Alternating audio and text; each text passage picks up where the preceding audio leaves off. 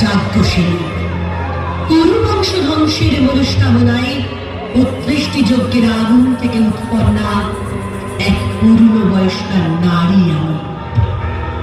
আমার কোনো শৈশব নেই।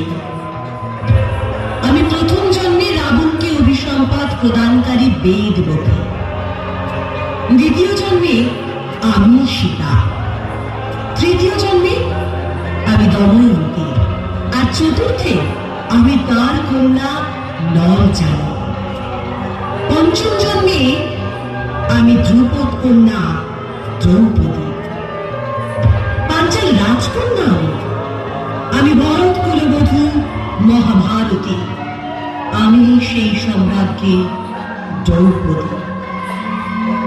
আজ আপনার কাছে আমার একটা প্রশ্ন, পত্নীকে পরে রাখবার অধিকার কে দিয়েছিল আপনাকে?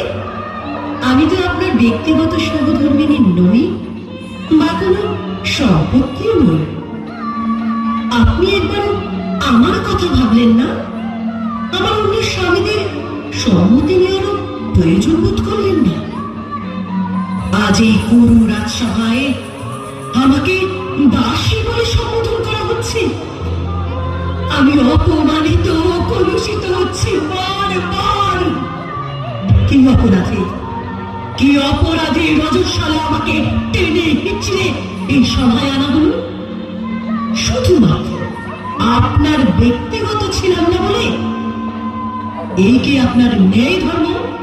ধর্মরাজ যুধিষ্ঠির, আমি কি স্ত্রী ধর্ম পালনে অক্ষম ছিলাম? রাতের পর রাত তৃপ্ত আপনি আমার জানু বিস্তৃত ঘন কালো চুলের মধ্যে